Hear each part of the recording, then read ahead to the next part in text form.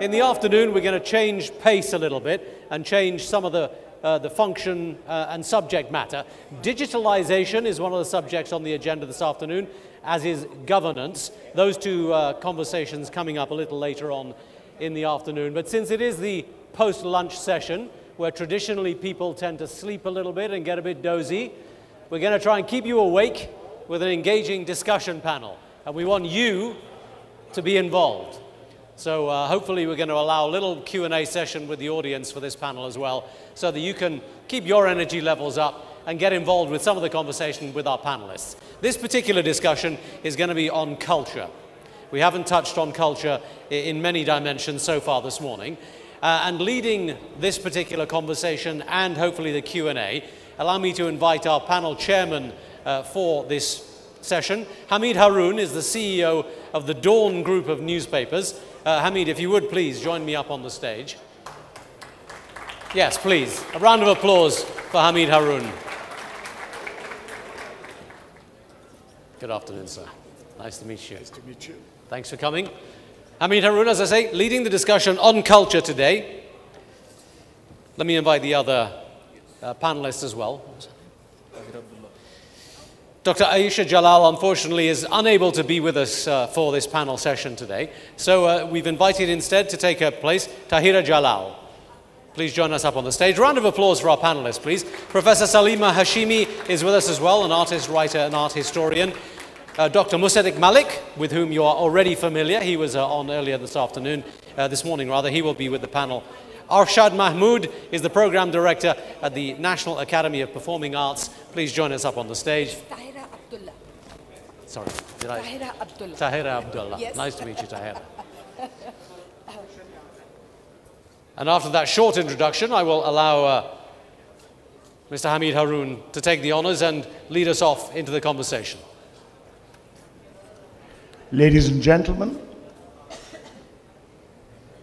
this is an avant-garde panel, which means we know roughly what we're here to speak about. We forgot the precise formulation of that topic.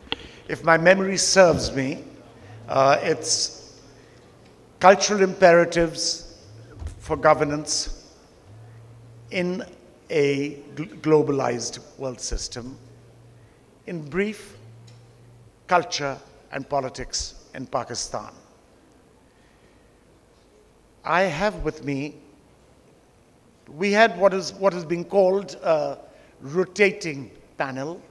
Rotating because this being Pakistan and flights between Islamabad and Lahore not being of a very, let's say, predictive nature, we lost eminent historian Ayesha Jalal, who was to join us. But I can promise you that the panelists who are here with me are all major figures in this country's cultural scene. I say this with some bravery because living with culture and being a proponent of it in Pakistan in the year 2017 is no easy task. To my left is Professor Salima Hashmi. Salima Hashmi is no stranger to anybody in this country. Rather than starting off by saying that she's the daughter of the great poet Faiz Ahmad Faiz, I need to say that by this time in her life, her own achievements have become so considerable that I would say this country's preeminent cultural educator and art historian, as well as a specialist in communicating art to wide audiences in this country through the media and otherwise. So that's Professor Salima Hashmi. To my right is Arshad Mahmood, less of a household name as far as his name is concerned, and more of a household name perhaps than Salima, because he's remembered for his devotion to the poetry of Pakistan's famous poets in musical composition and form, and also as the director of the National Academy of Performing Arts in Karachi. Arshad is one of this country's preeminent composers, preeminent music educationists, as well as an actor of some significance. So another major figure from Pakistan's cultural scene. To my right is Tahira Abdullah.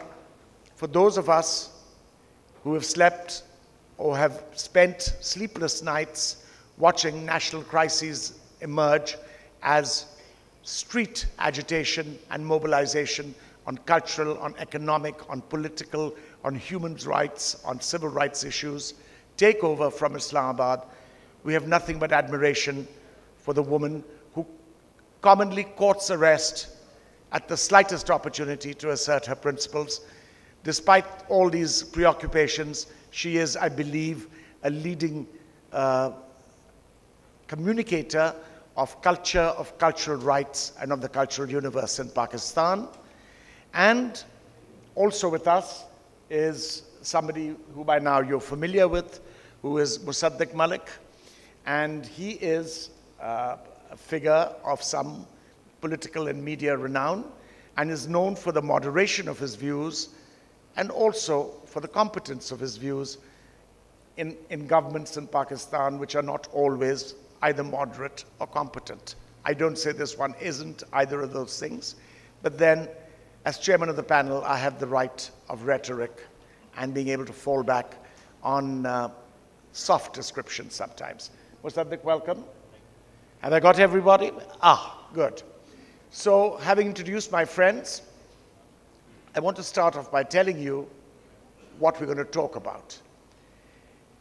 It's culture, but in a sense it is and it isn't culture with a capital C. Culture is the expression of the day-to-day life of a society, of a community, of its rituals, of its sense of aesthetics, of its ability to creatively express, and of its ability to be able to carry a torch forward, a tradition forward, a legacy forward, and to continuously subject it to rigorous innovation and change. At the same time, it must communicate, it must capture the heart, the essence of a community, of a society, and take its pulse forward in ways which is sometimes, I think, causes exhilaration and at some time can and does cause depression. In Pakistan, culture has been a weapon in the hands of governments who sought to refashion, to recreate the social architecture of society in their own vision. And culture also was a tool in the hands of dissenting segments of the national audience of society in a way that people were able to express dissent with these official cultural policies, so to speak, and be able to take the vehicle of culture forward as a means of social expression, as a means of achievement of social goals, as a means of, I think, digging into social perspective and projecting it and creating a more vibrant society form. Karachi, Lahore, Islamabad, the major metropolises of this country, and the rural areas of Sindh, Punjab, Balochistan, Gilgit-Baltistan, AJK, and KPK have all seen various forms of these movements at various times. But we want to look briefly today at the cultural mosaic which was created in Pakistan in 1947. In 1971, that cultural mosaic was submitted to a Caesarean separation, and culture and society both regrouped into a new and for some time a more humane vision until authoritarian rule, martial law, and a new bout of social engineering came near to destroying what remained of traditional culture and trying to refashion it into a new kind of tool. The years of democracy after that have not always been satisfying. But rather than tell you about this myself, since that wasn't what I was asked to do, I'm going to ask the panelists. Salima, you've lived through the past 5 decades in this country of cultural transformation, of change, of retreat and progress. How would you categorize this experience? terribly sweet of you to lop off 20 years from my life. In fact, more than 20 years. I'm going to be 75 at the end of this year. So, yes, I have seen tremendous change, because when Hamid asked me how I would describe myself, I just said that I would describe myself as someone who's seen a lot. I have seen decades in which there was tremendous confusion as to how we actually describe ourselves. One thing that was terribly clear, and I think because I grew up in a house where there was so many different kinds of cultural expression. At that time my father was a journalist, but there was poetry, there was music, there was art, there was film, there was always some kind of activity of people going on, and there was a tremendous amount of hope. As a little girl, I absorbed all of that. Then there were the 4.5 years when my father went to prison, and my mother impressed upon us, it was not because he was a smuggler or a robber or had killed anyone, but because he spoke the truth. That's how she could explain it to two little girls. I think that perhaps was my first encounter with how dangerous cultural expression could be for those who govern. And the fact that those who are practitioners can be at risk. I think we have seen that happen over and over again during our lives, because one of the first things that happens when there is an authoritarian government is that forms of cultural expression are taken in hand, and there's an attempt to make them homogeneous.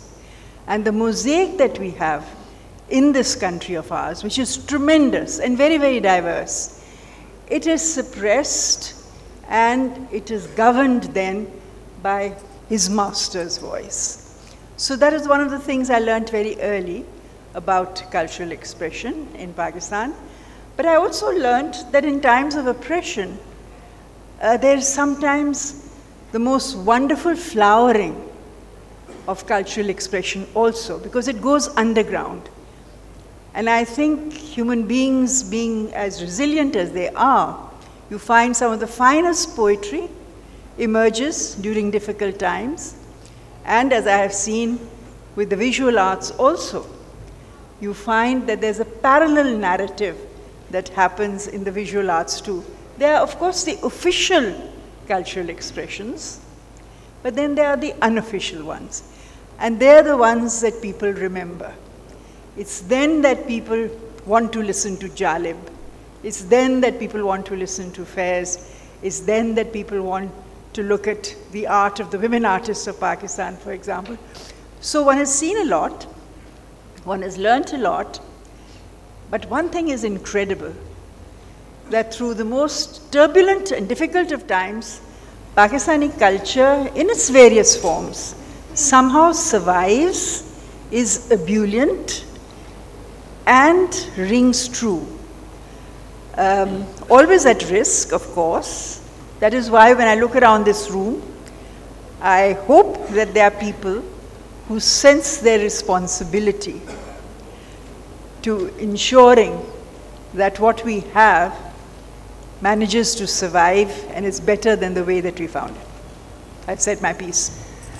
I think that it's fair to point out, as I told you earlier, that social architecture and social engineering, the creation of a cultural vision by government, an ability or a desire to try and bring society into a homogeneous whole, a standardization, sometimes even a political ploy, where there was East Pakistan and West Pakistan.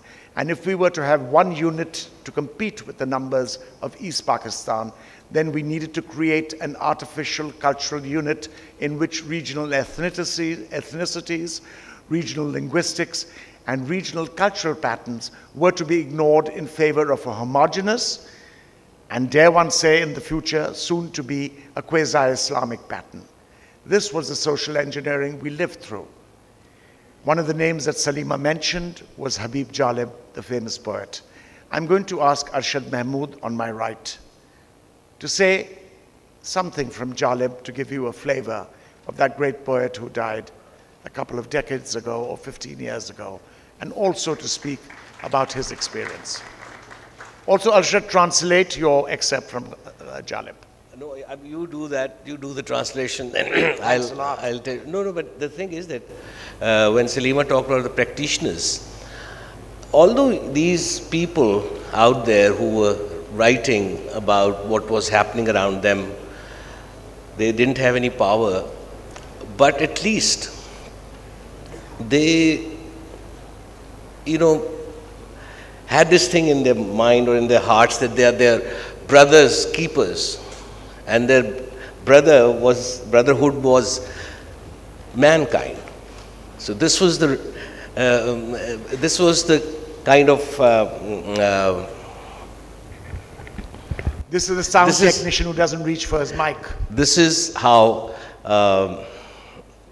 they felt, and they said, like for instance, I don't know how much Habib Jalib Sahab had studied foreign relations, and he had any kind of understanding of international relations, but I do remember this poem he wrote, and 3 minutes after it hit the stand, the newspaper, he was arrested. And it was that 20 gharane hai abad aur karodon hai nashad, Sadr Ayub Zindabad. And then, in later part of this, there's a verse there in this poem which says, Ye misaq-e Istanbul, kya kholu main iska pol, बजता रहेगा महलों में कब तक ये बेहंगम ढोल, सब अरब नाराज हुए सीटों और सेंटों हैं शाद, सदर अयूब जिंदाबाद.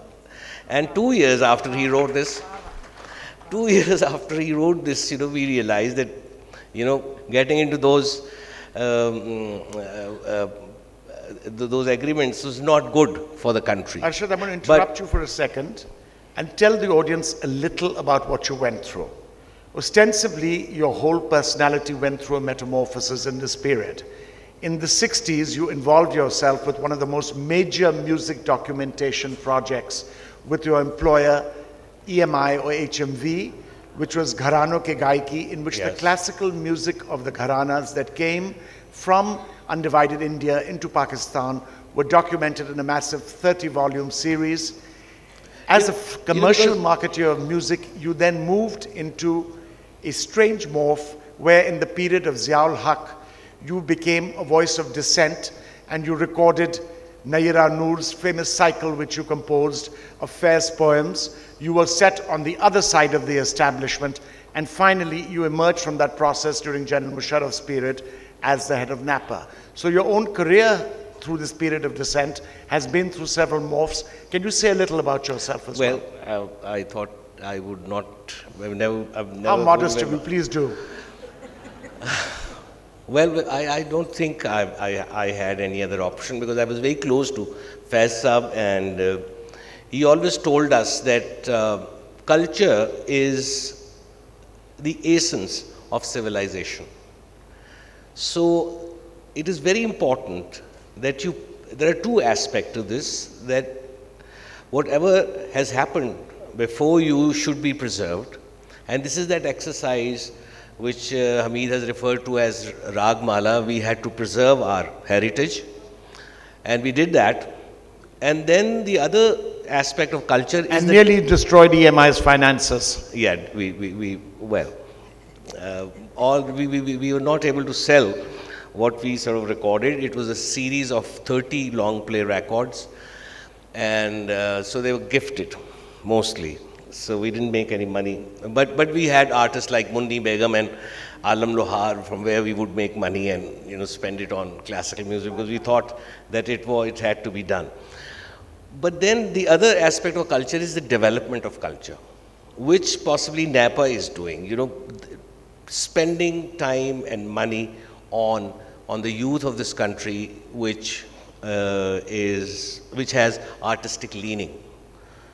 So they're very special people, because they chose to learn the art of music and drama and dance.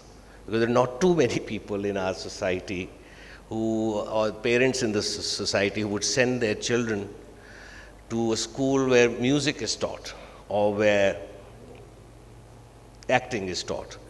So this kind of a taboo is there in the society, but nevertheless, there are many talented. Arshad, you're not going to mention the mullah reaction to music and dance in the 1980s? Well, actually, I don't think mullah reacted. I think the government at that time reacted very badly, and mullah possibly got encouraged by that. To our absolute amazement, Faiz Ahmad Faiz was banned on Pakistan television and radio. And so his poetry was not allowed. So I got into this little agitation of my own. I only composed Faiz during that time. And because I was a poor man, I had to have TV work also to get by in life. So I started composing, doing background music for the plays. And I would not make a song. And the song I would make would only be of Faiz's poetry. But I thought this was a very significant thing I was doing. And I felt good doing it, because Faiz used to say, whenever we used to ask him, I said, what should we do? He would say that, do something which you want to do, which is, Shauk ka mazmoon likho. You know, the thing which you want to, you know, you have passion for. So when you have this thing going that you're writing for passion, then it becomes, collectively, it's become a big voice. And it can bring about change also.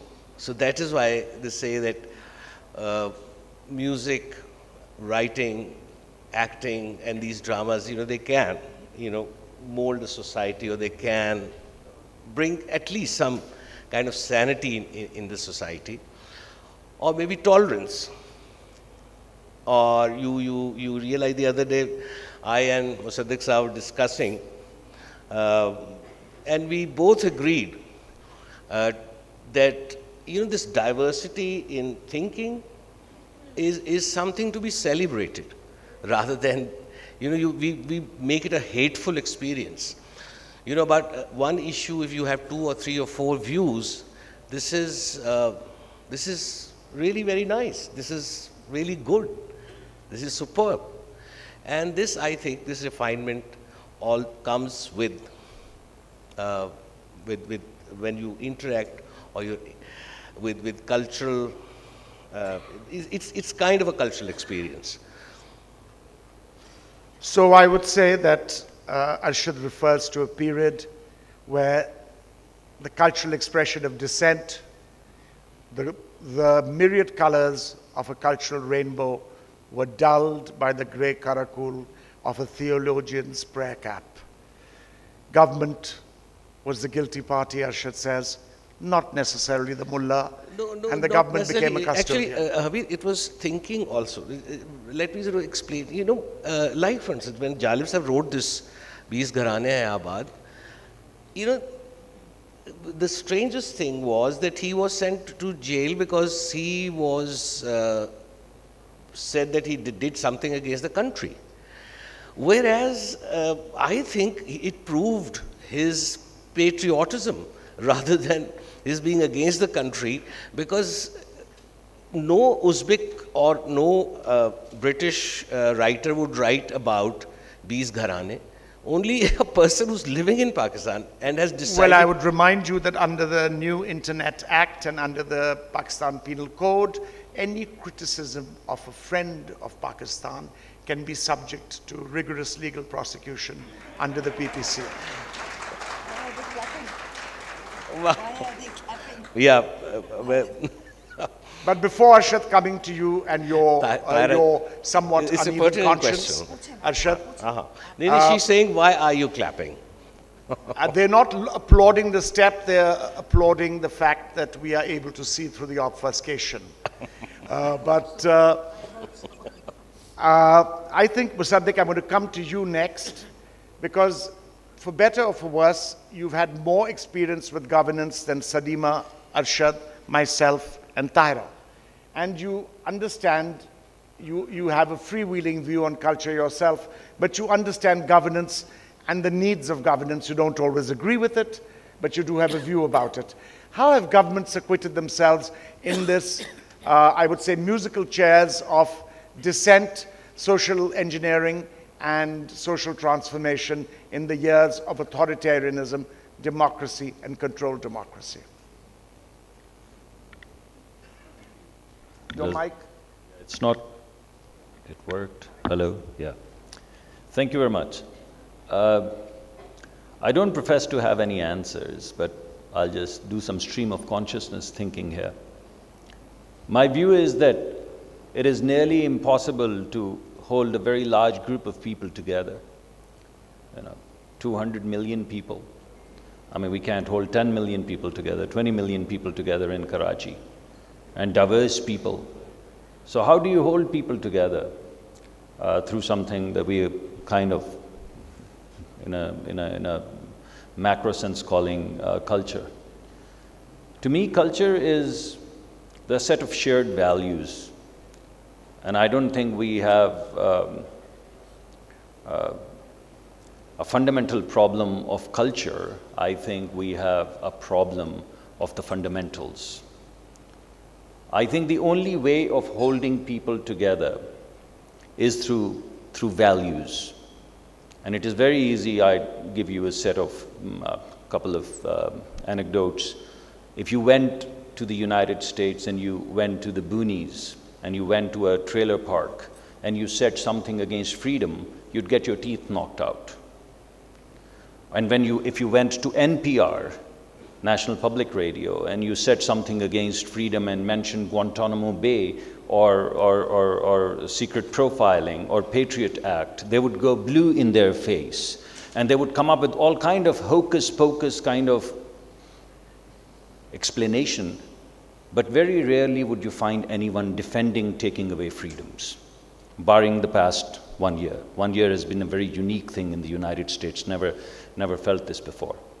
I'd give you another example. I was working for a US company and I was moved to the Middle East. I was working for a group where Farooq also worked, Arthur D. Little, and I moved to another group called Charles River Associates. And once we have a ban of 2 years, we can't hire anyone from our previous firm. Once that was over, I was very fond of a Swedish team member. So I flew him to Bahrain, where I was living. And I said, Johan, come over. And Johan Inge Mansen came and we had a great dinner and we went to the 60th floor and we were sitting there when I started the business conversation. And I said, Johan, why don't you come and work with me?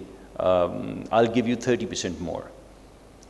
I knew what his compensation was. He was working for me. He was making $150,000. There's a significant amount of, $60,000 worth of a boost per year. And I then said that this would be tax-free because he was a Swede and they were paying about 55% taxes. And it took me half an hour to understand that Johan does not understand why he should not pay taxes. A man who grew up in Pakistani business family where you only steal taxes.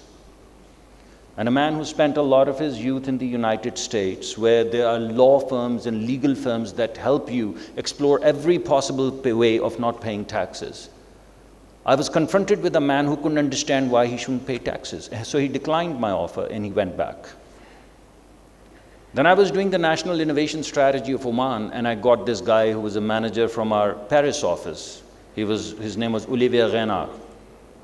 And no matter what question I posed to Olivier would say, the state shall do it. Now again think of a Pakistani who grew up in Pakistan knowing what the state is. And then basically spending chunk of years in the United States where you are constitutionally, you have the right to bear arms against whom? Against the state. And now confronted with a man, no matter what question you asked him, he says, the state shall do it. So first I thought he was joking. Then I said, oh my God, Johan is dumb. I made a mistake.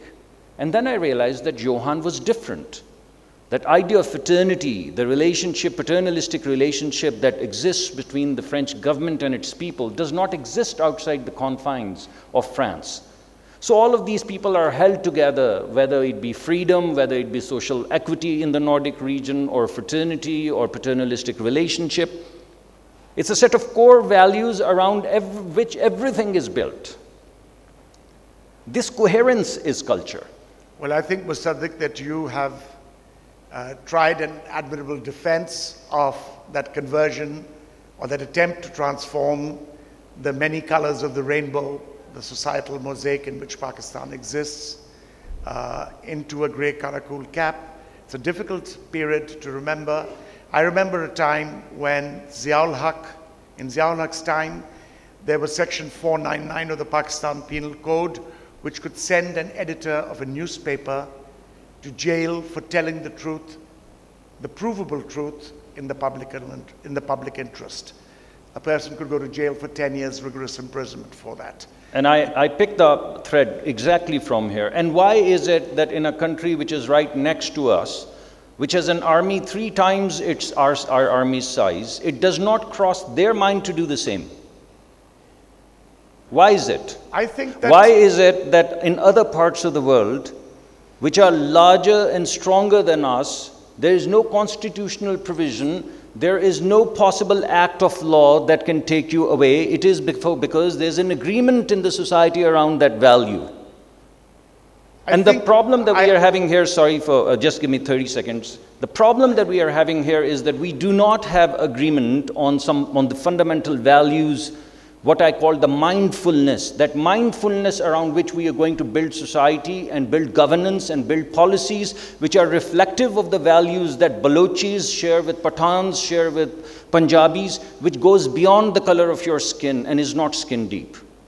I think that I refer to a period when there was a homogenization, as Salima has pointed out, a conscious act of social engineering in which the hues of society had to be cut and created in a certain form because it was believed to express an inner strength, whereas they became, in my opinion, a source of societal weakness. But I'm going to go to Tahira Abdullah, who saw the view from above and below, who understood that what was at stake were fundamental cultural rights, human rights, civil rights.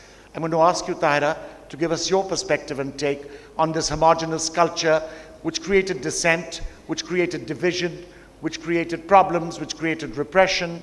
How do you see this experience of your troublesome activist years? Assalamu alaikum. Happy 70th birthday.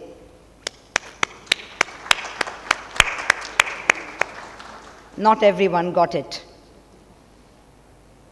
2017, 1940, thank you. Thank you. Can we have a clap for Pakistan? Happy 70th birthday.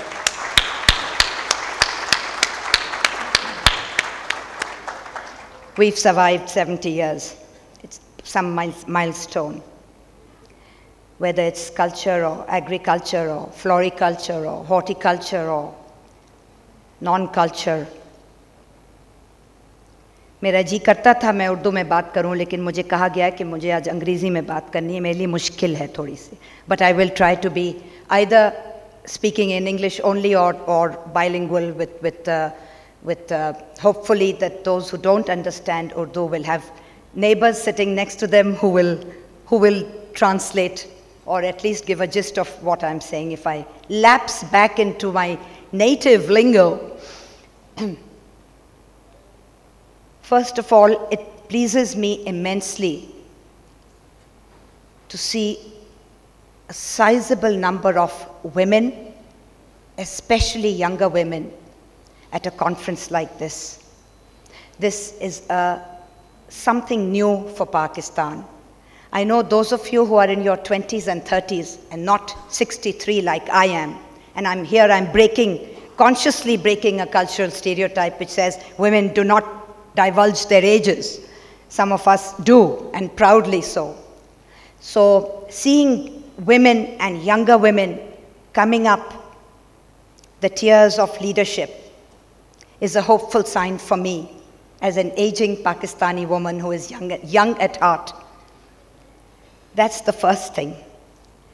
Secondly, many of you may know or may not know that a cultural policy has been a source of a lot of debate and discussion in Pakistan over the past 7 decades. And there have people with PhDs and Alim Fazil degrees and all sorts of degrees and things after their name which gives them a lot of merit to make such cultural policies, have not succeeded in the past 7 decades. Why? Because culture is something so immaterial and so tenuous and so non-concrete. I know Salima would argue this point and say, but my paintings are concrete, my paintings are substance. Arshad's music is concrete, it's substance.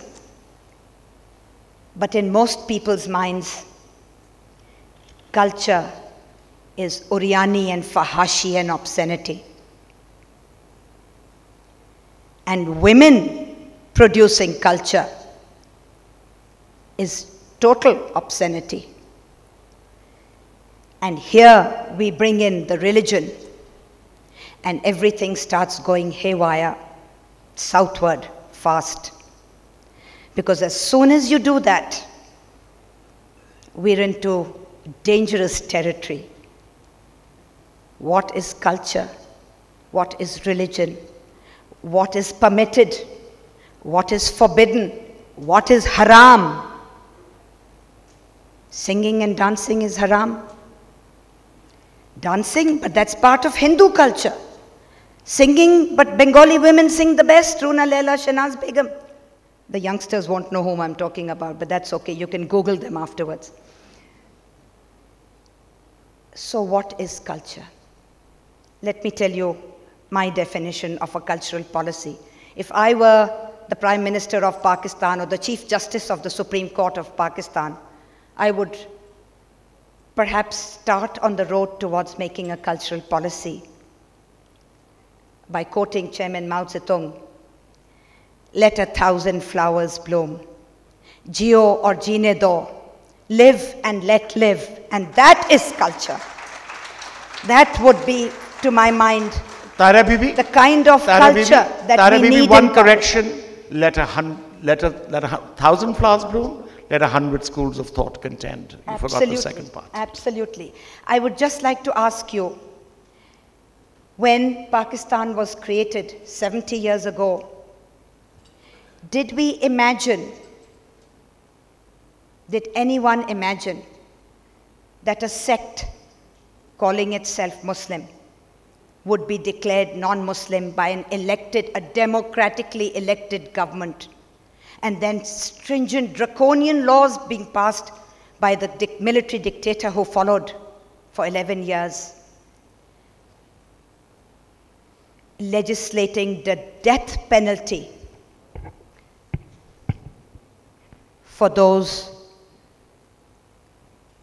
who quote-unquote blaspheme? What kind of a culture of tolerance? What kind of a culture of living and let live? What do we mean by culture of the mind? Culture of language? These days, if I go on a blog and post a blog raising questions about disappeared persons, or laws that are the law of the land, or the mutilation of the Constitution, I can go to jail, I can be disappeared, I can be killed. What happened to the concept that the white stripe is as important as the green stripe in our flag? Do we even know what the white flag stands for anymore? How many of the younger people in this room would raise their hand if I were to ask for a show of hands that the white stripe stands for what? What does it stand for? Thank you. Inke liye taaliyan bajaएं, please. Yes, it stands for the minorities. from 1/3 of the flag being white. We are no longer at 1/4. We are no longer at 1/10. Why has the number, the quantitative absolute number of non-Muslim Pakistani citizens decreased so much? Is it the culture of respect for diversity, respect for pluralism, the culture of tolerance, the culture of living and let live, the culture of love, the culture of sisterhood and brotherhood and community and fraternity and sorority? Tahira, can I interrupt you for a second? Please, please. An interesting anecdote to illustrate what Tahira is saying. It was in the house I was born in, Seafield in Karachi, that the Pakistan flag was proposed to Jinnah and redesigned by Mr. Jinnah. He sat one evening at 7 o'clock and he called the tailor, and the Muslim League flag was brought. And he'd asked for a white band to be put on to represent the minorities. When the tailor brought him the band, he said, "This flag is wrong. Why is the white so narrow?" So he had the size of the white doubled, and at 11 o'clock to 1/3, and at 11 o'clock at night, the flag was brought in. The next morning, the first Pakistan flag was raised at Seafield in Karachi before it was raised in the Constituent Assembly on 11th August 1947. But this suggests to you the importance of diversity that the Founding Fathers' principles incorporated. So I think Tahira raises a relevant factor when she brings this up. I'd like to tilt to a second question, which we need to get in. There's a small couple of rounds. I want each one of you to quickly answer this. It's about the interplay between government, education, and cultural institutions. How is this balance being accomplished, in your opinion, in this country, and could we do better? Musaddiq, can I begin with you, then Salima, then Arshad, and then to you, Tahira. In my personal view, I give this is my personal opinion, that the government should stay the heck out of cultural policy. I think... What about our cultural budgets? I'm sorry? What about our cultural budgets, Musaddiq? Cultural what? Budgets. Yeah. We need money. No, I'm promote. getting there. I mean, government staying the heck out of it doesn't mean that it's ill-financed. It simply means that the government is not the architect of culture.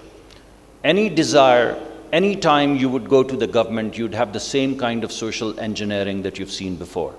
Government's job is to control. If you give that control to the government, government shall control. So make sure that your culture stays with you.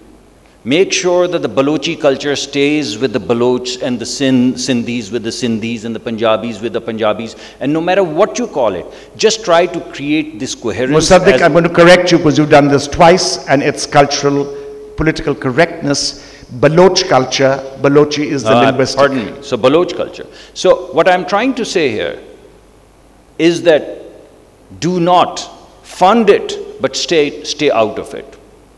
Because if you basically try to drive, whether it be education through a particular kind of ideology or culture through a certain kind of ideology, then that's what you're going to get. So don't ask the government. Government should fund institutions that are self-perpetuating. It is only through these self-perpetuating institutions that create their own doctrine, their own theater, and a diverse one, no uniformity.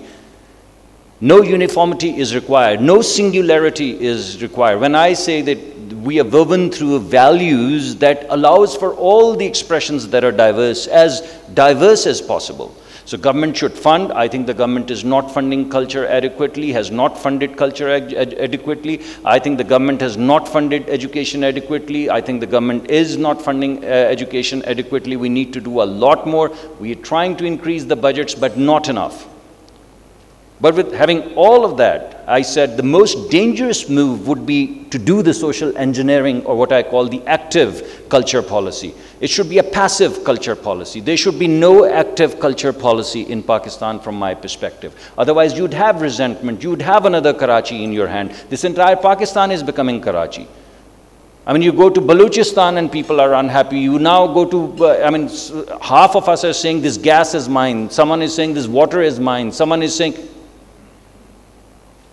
mine? Who is mine? And I personally once again say, government is committed. Government will fund more. Government is funding a little bit, is increasing its funding bit by bit. But I think as far as the policy direction is concerned, government should stay away from this. Bliss was it in that dawn to be alive, but to be young was very heaven. William Wordsworth on the French Revolution in the prelude. Salima, what would you say about what Musaddiq is saying? I agree with Mudassir that the government should be the facilitator. It should not decide, okay, there's not going to be any Basant. The people want to fly kites. They've always flown kites. Why should there not be a Basant? You know, the reason that they say is, etc., etc. Why should the government take over shrines? Why should the government decide what kind of music is kosher and what kind of music is not? I totally agree. They should be the facilitator. They should fund various institutions, various forms. Lots of languages are becoming extinct in Pakistan today because there are not enough nurturing of them. So therefore, I agree that institutions need funding. Ideas will come of their own. Culture is not what people profess. Culture is how people live, and therefore people find their own ways of making life richer, more fuller. Just for a second here, I'd like to say that, you know, as a young student at NCA, I'd just done my first play in Alhambra, and I'd earned, of course this was in the year dot in the last century, I'd earned 300 rupees, which was a lot of money for me. And I thought, you know, I want to buy something special with this money. And there was an exhibition, and there was this Bengali, now Bangladeshi artist called Murtaza Bashir. And I loved one of his works, but it was for 500 rupees. So I batted my eyelids. I was beautiful then and a lot younger. And I said, I have. You're beautiful now. Thank you. I was fishing for that. I said, I have 300. So he said, you can have it. I still have that painting. It hangs over my fireplace. Many, many years later, he came. He was, you know, almost 80 years old. And he said, you have that painting. My God, I'll give you 200,000 takas for it. I'm saying this because of the kind of people who are sitting here. Invest in culture. It may come in useful sometime. But yes, let people decide how they want to do certain things. And there are spaces which will create a niche for particular forms of culture. And that is where people like yourselves step in, because you will see the niche and you will invest in the cultural form that requires that investment.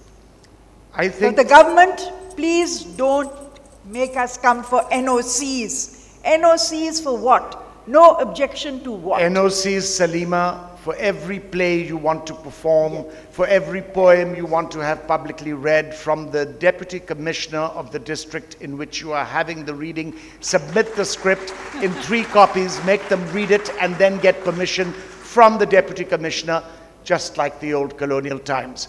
But before I move on to this relationship between cultural institutions, governance, and education, I remind Arshad Mahmood and Tahira, and I'm sure I don't need to, that there's just one basic problem. I agree, keep the government out, but what about freedom of expression?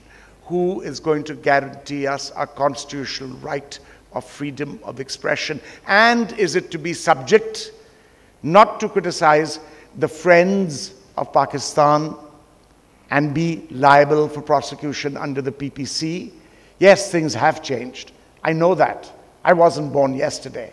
In 1986, they banned Abda Parveen from singing Bulle Shah at the Alhambra in Lahore, in retaliation for which we got Dawn to take a whole 100 Sindhi musicians into the heart of Lahore and perform a concert. Salima was there, everybody was there in those days.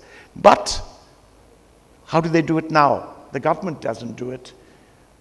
Nobody can ban the Tehreek-e-Taliban, the Al-Qaeda and the IS from blowing up worshippers and devotees at shrines for the same act, for listening to Bulle Shah, for listening to Sachal Sadmas, for listening to Shah Abdul Latif, for listening to Meher Ali.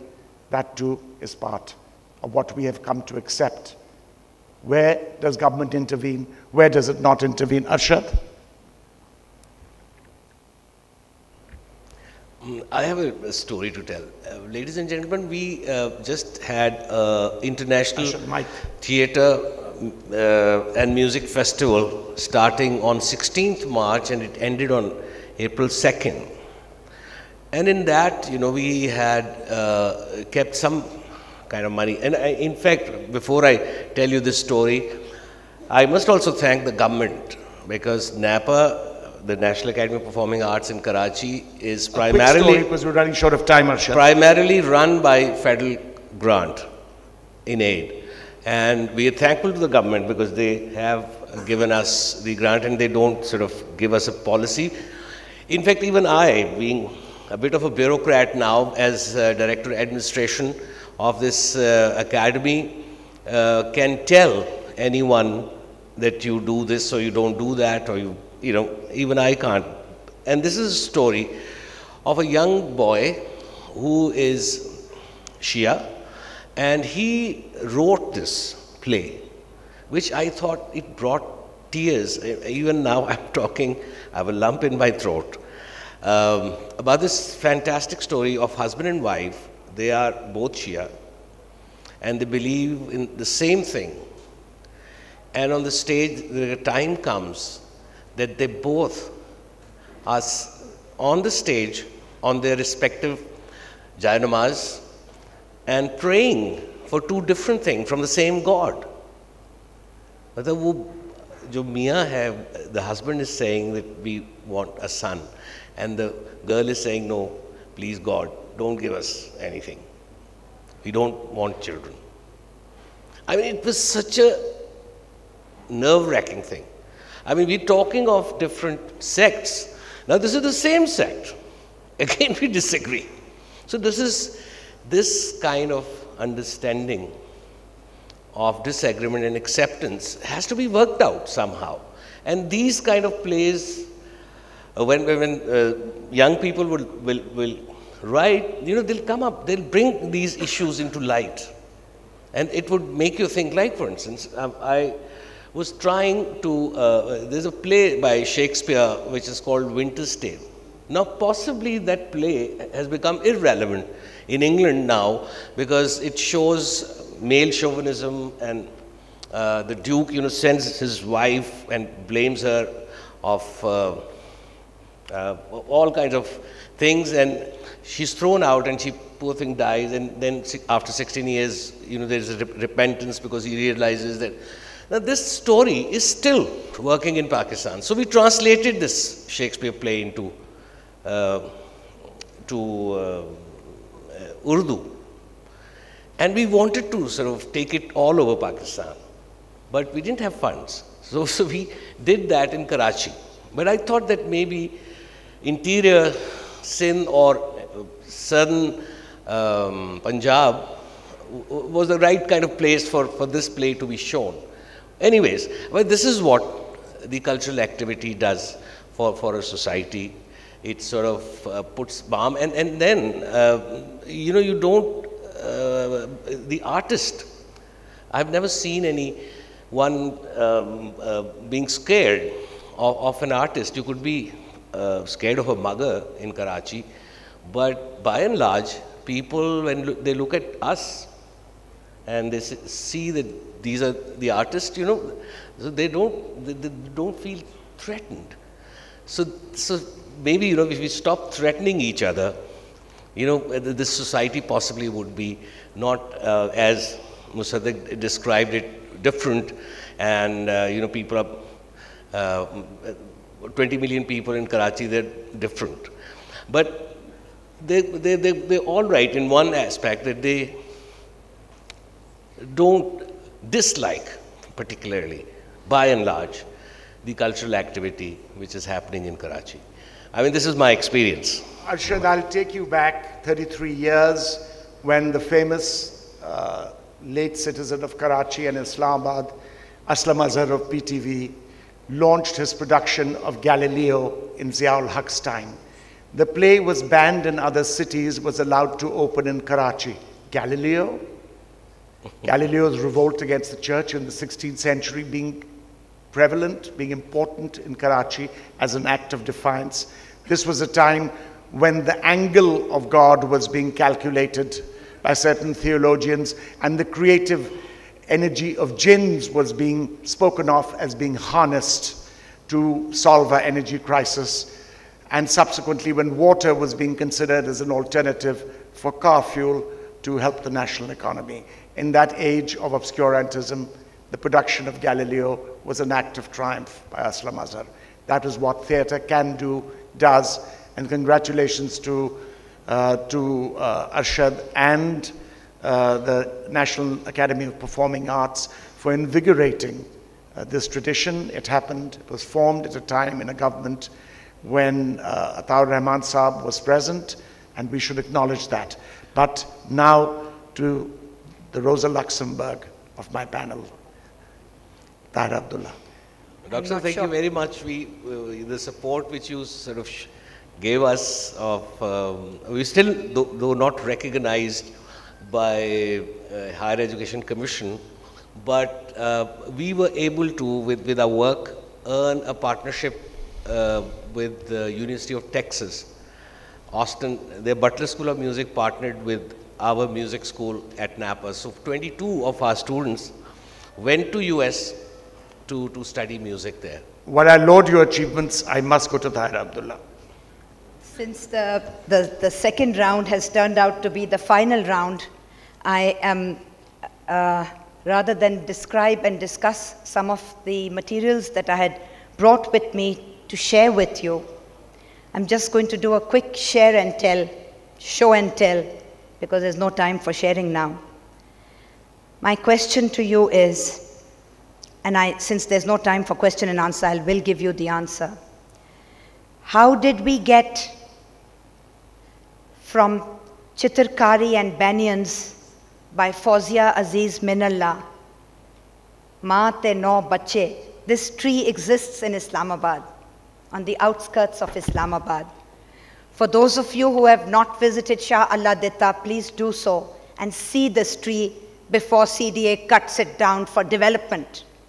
Because that is culture, the culture of construction and contractors. That is also culture. So the mother with her 9 children, may she live long.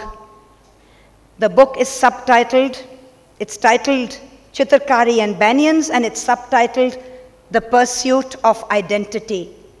हमें अभी तक ये नहीं मालूम कि हम कौन हैं, कहाँ हैं, हमारी शनाख्त क्या है, कल्चर तो बहुत दूर की बात है. How did we get from this, from maa te no bache to the license to kill? I don't agree with you, so I'm going to kill you. It's very simple. This is culture. It's my ideology, my philosophy of life, my Weltanschauung, and this is, I shall foist it down your throat. How did we get from Chitrkari and Banyans to the license to kill? I'll tell you how we got there. We got there through the education emergency that is Pakistan today. There are 2 Pakistans.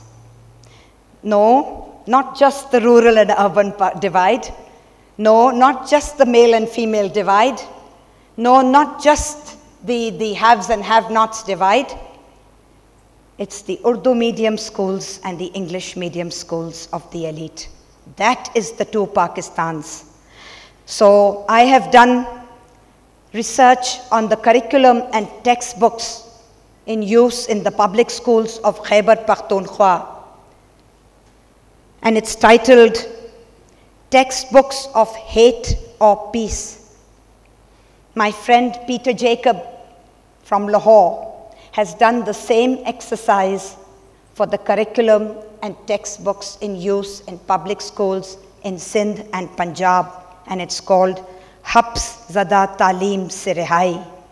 Punjab ke schoolon mein zere istemal darsi kitabon ka jaiza. Habs Zada Taaleem Se Rihai. For those who don't understand Urdu, how are we going to get freedom and release from the suffocation and stifling atmosphere of our education system? Tarabibi, education. And there are recommendations on what we have to do. And the recommendations stem from the title of the last show and tell piece, I promise you. Education versus fanatic literacy. So are we going to teach the 3 R's? Or are we using that as an excuse to teach fanaticism, extremism, militancy, distorted, perverted versions of what constitutes jihad? I don't know how many of you know, I'm here addressing the Pakistani citizens present here in this hall today, that Punjab and Khyber Pakhtunkhwa have already made compulsory. Most countries go forwards in time. We go backwards in time to 1977. Have made compulsory the teaching of Arabic and the Quran in the government public school sector from class 1 to class 10. This is happening now as we speak. So much for the National Action Plan. So much for the Army Public School of December 2014. So much for the Hazara Shias of Quetta. So much for the Manawa Police Training College. So much for the Charsadda Mardan lawyers, the Quetta Kacheri lawyers. I'm wondering whether we should speak about culture as in material culture or immaterial culture, or should we speak of our right to live and let live? Thank you.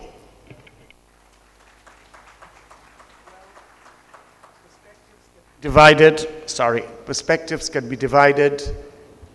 Mathematics in the South Asian subcontinent, where the zero was discovered, can be deceptive. I'll quickly wind up with a small little Malaysian poem which tells you about the culture of counting and of numbers, the culture of inequality, the culture of conflict. Statistically, it was a rich island, income per capita, 2 million per annum. Statistically, it was a rich island, income per capita, 2 million per annum. Nobody ever mentioned there were only 2 people on this island. One, the rich man, income 4 million per annum. The other, his chattel slave, call him what you may, income 0 per annum. Statistically, it was a rich island, income per capita, 2 million per annum. And rather than conclude on this developmental note to a group of committed business mobilizers, I will go to Arshad Mahmood and ask him, as we must always do in the era of Faiz, even though he's no longer with us, to conclude with some lines from Faiz.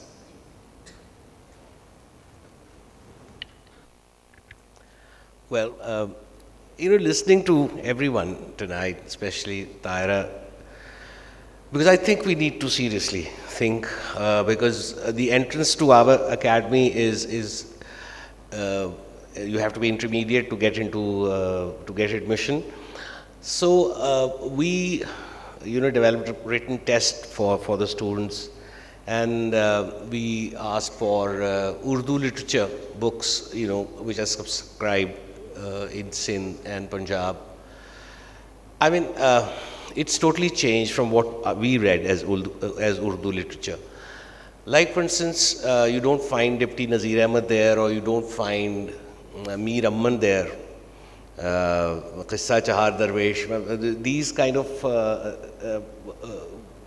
articles or excerpts of these great writers, or Rajab Ali Beg Sarur. I wouldn't say Ratan Nath Sarshar, because he was again a great writer and he wrote beautifully. Krishan Chandra was there. But at least, if you don't want to have those, although they should be included in the Urdu literature course, but then if you start adding Nadvi Saab Seeratul Nabi into Urdu literature books, now that is, then you have some kind of a problem. I don't say that don't teach Quran. Please do teach Quran, whosoever wants to learn, and also teach. Yeah, and you have to have Islamiyat or Diniyat or whatever you want to, but then don't put excerpts from religious things into Urdu literature. Let the students, learn Urdu as a language. So, so there are so many things which we, and this is one particular poem which came to my mind while I was listening to my friends and colleagues here. अगर आप इजाज़त दें तो मैं उर्दू में आपके खिदमत में पेश करता हूँ.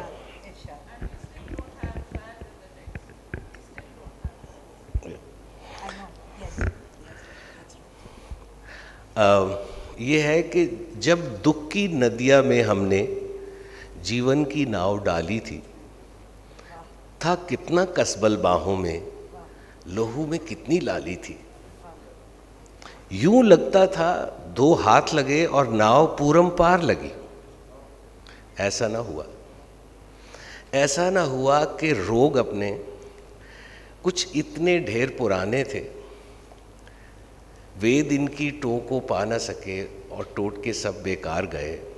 अब जो भी चाहो छान करो और जिस पे चाहो दोष धरो.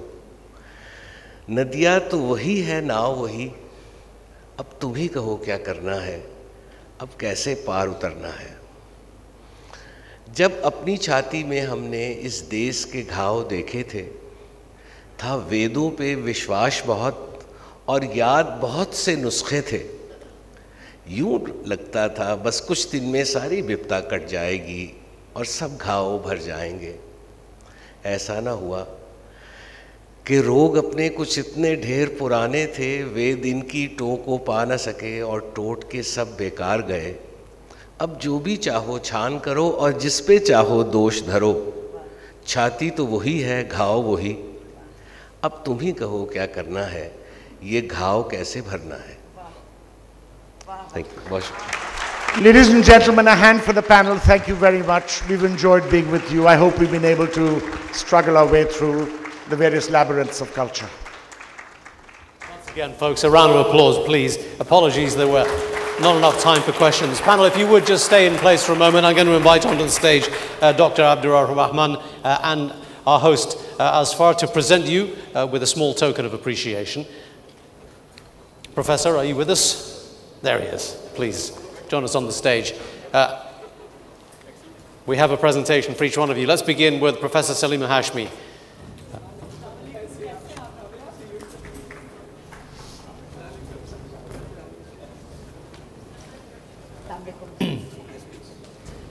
Tahira Abdullah, please. Oh, I thought we'd done that.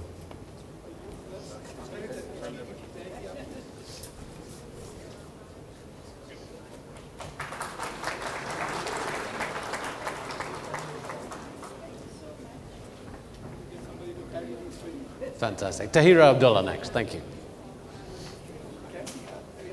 Round of applause, please, folks, for Tahira Abdullah.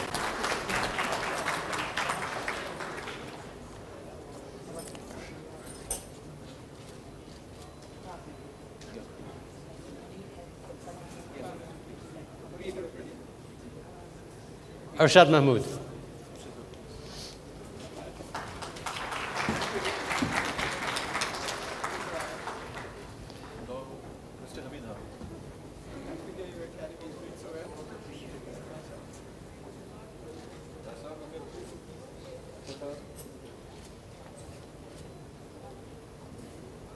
and Mr. Hamid Haroon next. Since Dr. Musaddid Malik has already got a copy of the book, we'll leave you out of this particular round if you don't mind. It's coming again and again, right?